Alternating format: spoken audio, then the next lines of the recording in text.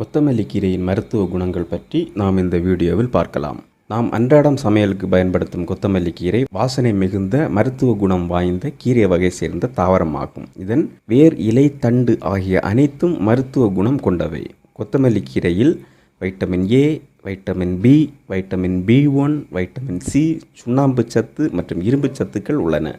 கொத்தமல்லி கீரை உப்பு சுவையுடையது. இது உஷ்ணமும் குளிர்ச்சியும் கலந்த தன்மை உடையது. கொத்தமல்லி கீரையை உணவில் சேர்த்து கொள்வதால் காய்ச்சல் குணமாகும், வாதம், பித்தம் நீங்கும், உடல் பலம் பெறும், தாது விருத்திக்கும் நல்லது. கொத்தமல்லி கீரை இரத்த உற்பத்தியை அதிகரிக்கும், மேலும் இரத்தத்தை சுத்திகரிக்கும் தன்மை கொண்டது. இக்கீரை பசியை தூண்டும் சக்தி படைத்தது. இக்கீரையின் சாறு பிழிந்து பித்த தழும்புகள் மீது பூசினால் விரைவில் குணம் கிடைக்கும். இக்கீரையை எண்ணெயில் சிறிது வதக்கி கட்டிகள், வீக்கங்களின் மீது வைத்து கட்டினால் குணம் கிட்டும்.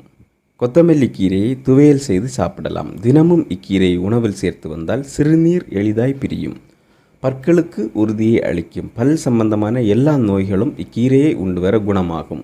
முதுமை பருவத்தில் ஏற்படும் தோல் சுருக்கத்தை போக்கி தேகத்திற்கு அழகையும் மினுமினுப்பையும் தரும்.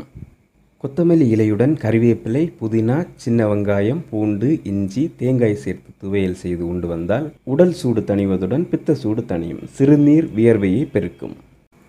கொத்தமல்லி சாற்றில் கரிஞ்சீரகத்தை ஊற வைத்து உலர்த்தி பொடியாக்கி தினமும் 1 கிராம் அளவு தேனில் குழைத்து சாப்பிட்டு வர பெண்களுக்கு ஏற்படும் மாதவிலக்கு பிரச்சனைகள் குணமாகும்.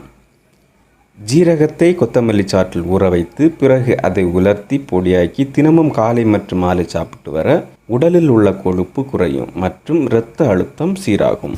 உடல் சூட்டை குறைக்க கொத்தமல்லியை 1 கைப்பிடி எடுத்து நன்கு கழுவி மென்று தின்றால் உடல் சூடு குறையும். இரவில் நன்றாக தூக்கம் வர வேண்டுமானால் கொத்தமல்லியை சேர்த்து கொண்டால் நல்ல பலனை தரும்.